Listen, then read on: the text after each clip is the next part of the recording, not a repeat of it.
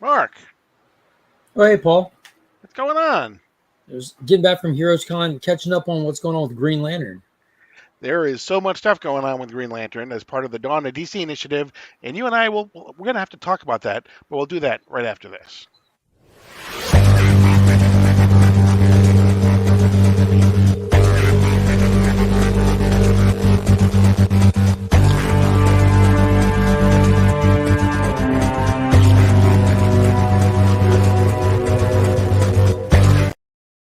So before we get started, before we dive into the world of Green Lantern, make sure that you are subscribed to this channel, and make sure you hit the notification bell so that you're alerted whenever we upload this new content. Because you're not going to want to miss it, I promise you. Make sure you hit the like button as well while you're here, and don't forget to leave a comment because we want to hear your thoughts about what we're talking about, but also what you would like us to talk about in the weeks ahead.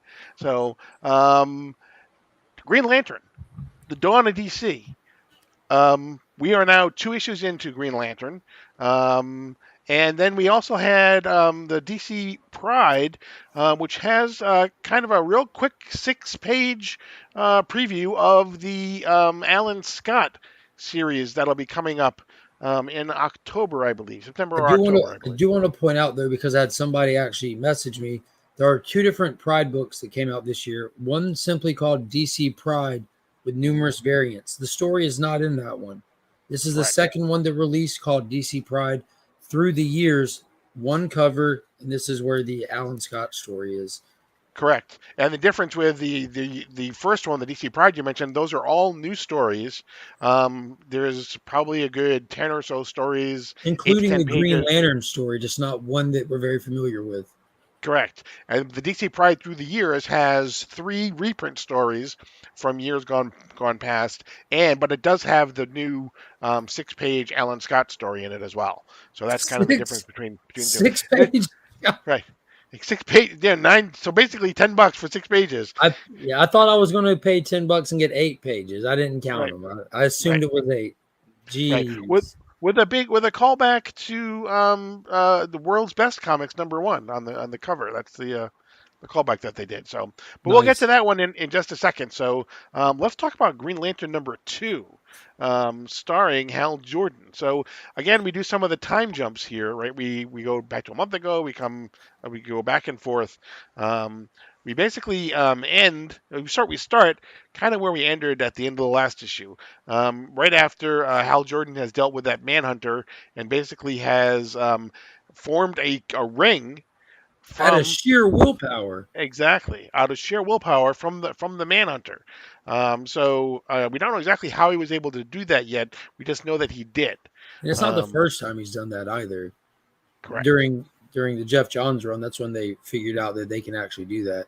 Hmm. But at least we got the answer in this one how Hal got a ring back, because this is some time ago and everything. And he doesn't even know how he was able to siphon the energy from this Manhunter suit and form a ring. Right. And so he immediately goes right to work. Again, this is a month ago. He immediately goes to work to deal with a gang that he basically they go into this cemetery, and Hal creates all of these constructs, kind of to scare them. You know, they're kind of like ghosts. Is what he does with the constructs. Well, yeah, it's a great double page spread. I'm gonna actually bring that up. So while you're doing Instead that. of facing them direct, he just spooks out the demolition team, taking advantage of the abilities his ring has, enjoying Correct. having it back. I don't need to go Right. down there and swing my fist. I got this. Right. Exactly.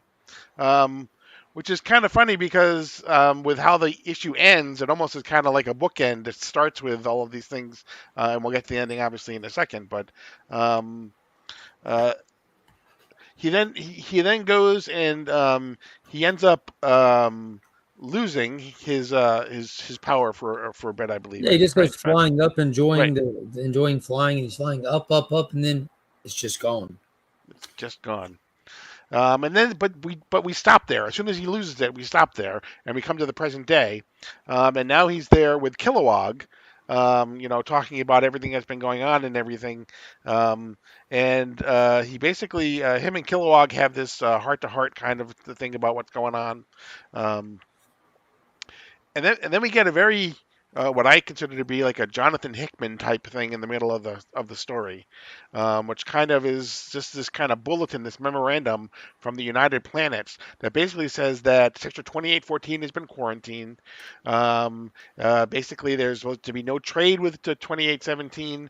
There's to be no trespassers. Everything is basically prohibited with Sector 2814. And then at the bottom, it lists some of the Green Lanterns that have been part of Sector 2814, either currently or in the past, and it kind of lists their current status. So we have Sinestro, location unknown. We have Hal Jordan. It says status inactive, but there's an energy source detected, so the United Federation of Planets knows that there's something going on with Hal. He's got something there. The next one says it's redacted. It says deceased former Lantern Jordan Field Report. Interestingly, the one that's not listed here is Guy Gardner. So I don't know if we're supposed to assume that that's Guy Gardner. Because then we go to John Stewart, says location unknown, please advise. And then we have Kyle Rayner with his current status redacted as well. So it's kind of just in this one page, Jeremy Adams has set up all of these different things with all of the different Green Lanterns. Well, it's interesting that they chose Guy and Kyle to not have the information on it and it'd be redacted because we actually saw them appear side by side in the pages of the Doom Patrol. So we have a little bit more insight on those two characters than the United Planets do at the current moment. Definitely, absolutely.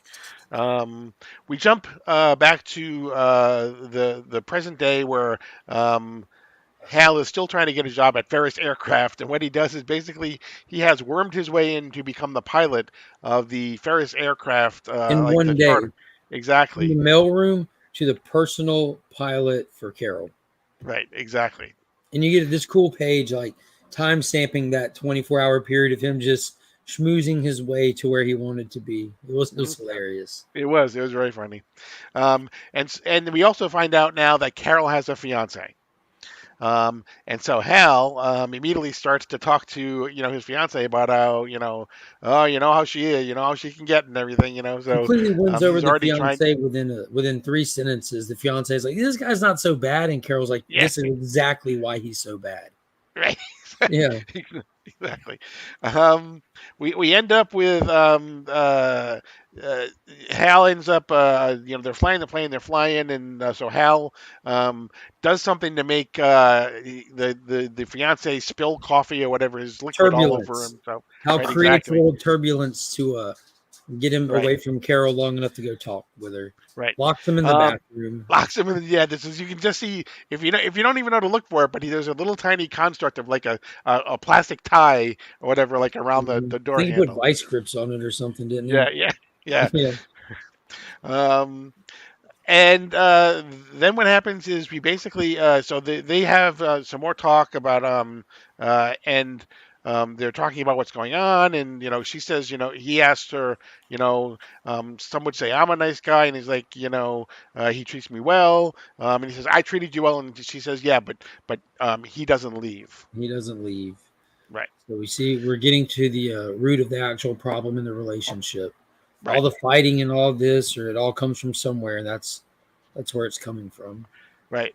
And then we immediately get a call to Hal from the pilot or the co-pilot, who says, "Hal, I need you in here now." And as we go, we see an exterior shot of the plane, and we see all of these, for lack of all of these skeletons and ghosts and whatever you want to call them. Terrors. All of these night terrors are now attacking the plane. And with a promise that it's going to be continued in Night Terrors Green Lantern #1. So it was nice to see, because I know when you and I talked to Jeremy, it was nice.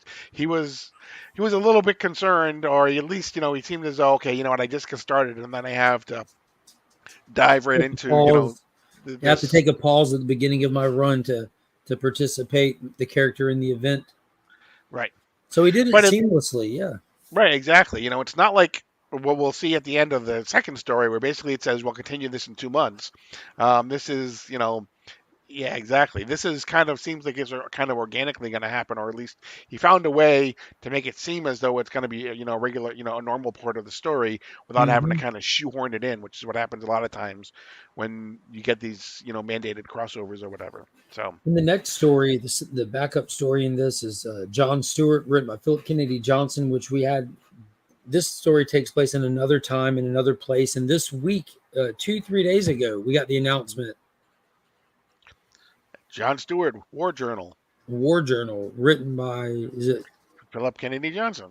Yep. So yeah, so it looks like they're kind of just maybe putting a bow on some of the stuff that we've seen with John Stewart up until this point, being the Guardian and all that stuff that we Right. spoke about in the last Green Lantern video.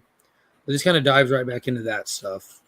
Yeah, and Philip Kennedy Johnson said that, these three, although these are kind of a preview, these three are kind of much more sci-fi, and the War Journal stuff is going to be a lot more James Cameron type stuff of kind of aliens, predator type of a thing.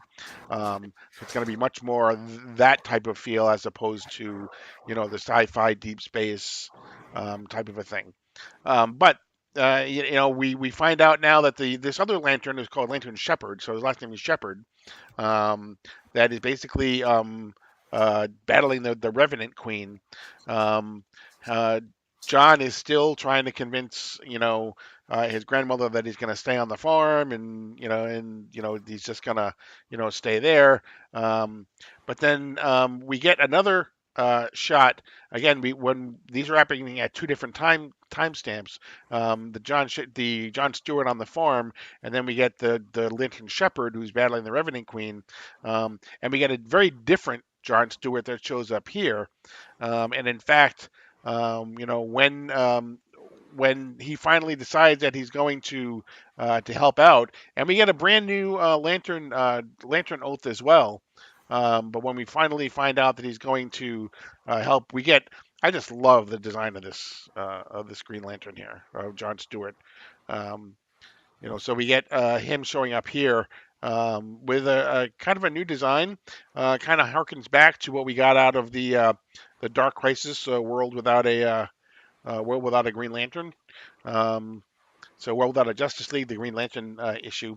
Um, with the promise that it's going to be continued in Green Lantern number 3, which again is not on sale until September. So this part of the story is taking kind of 2 months off, while we do the Night Terrors Green Lantern. But Philip Kennedy Johnson, again, with the new Lantern oath that he formulated and everything, and what he's doing with John Stewart. I can't wait to see what he does in the War Journal. Um, Although I hope he doesn't have like a skull on his Hey, they gave it up. They gave it up Yeah, for now. exactly. Is their opportunity to adopt it? Right.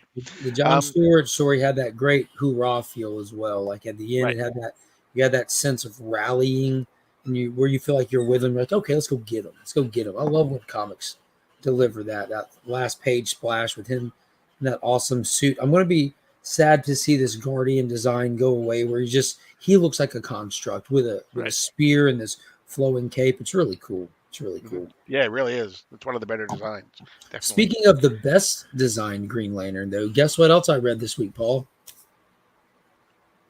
What is it? 6 pages of Six whole pages, 6 pages of brand new Alan and they Scott.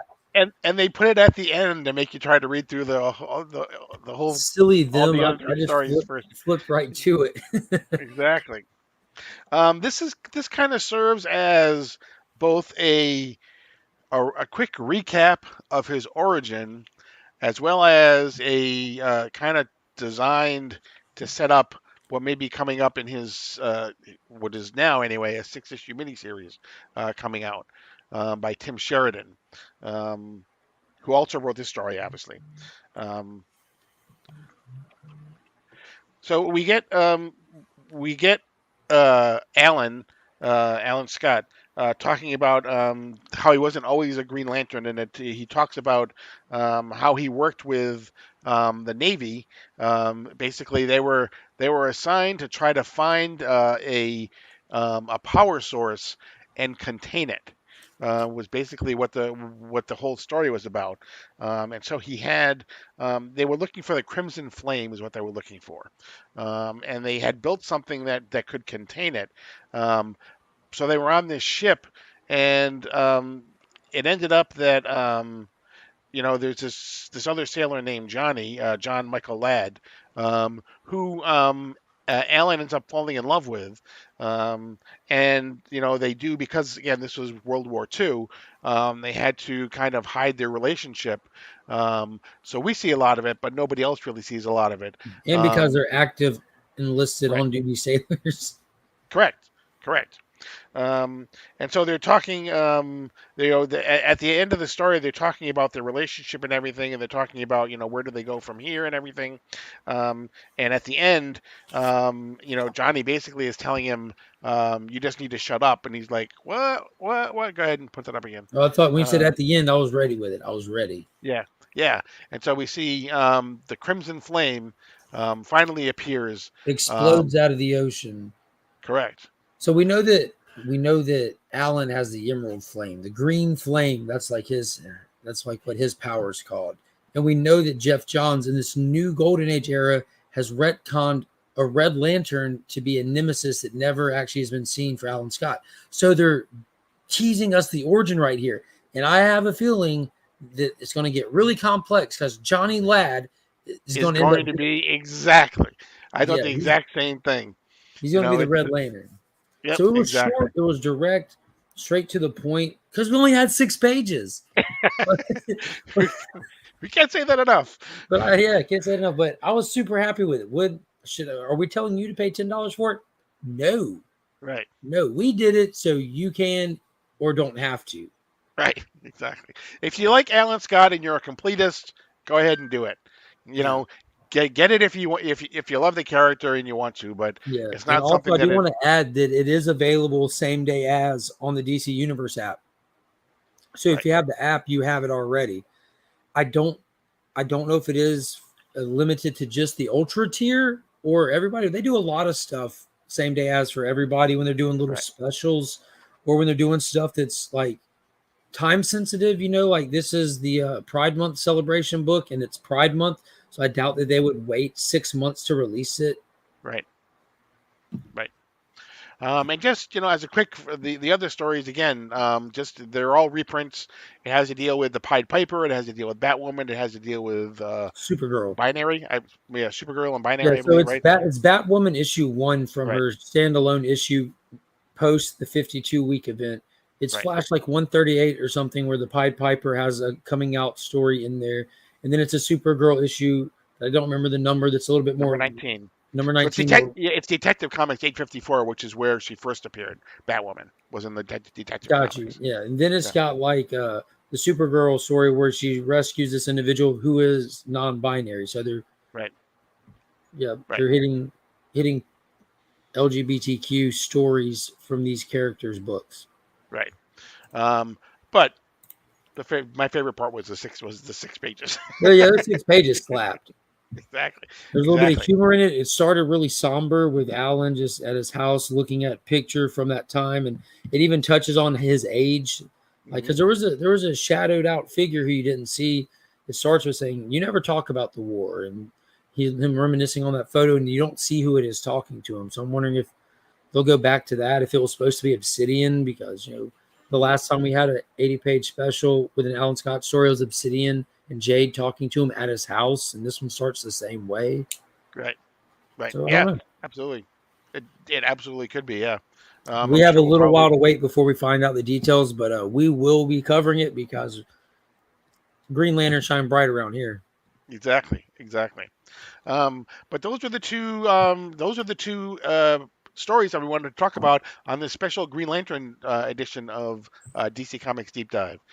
So again, before you leave, subscribe, hit the like button, hit the notification bell, leave a comment. So that you notify, and hit the notification bell. So whenever we upload new content, we will be here every Monday morning as long as we can, um, and talking about DC Comics in one form or another. So you can count on that. But that's going to do it for this particular edition of DC Comics Deep Dive. I am Paul. He Is Mark. is but we are Legion. You're now leaving sector 2815. That was Goodbye. actually pretty good.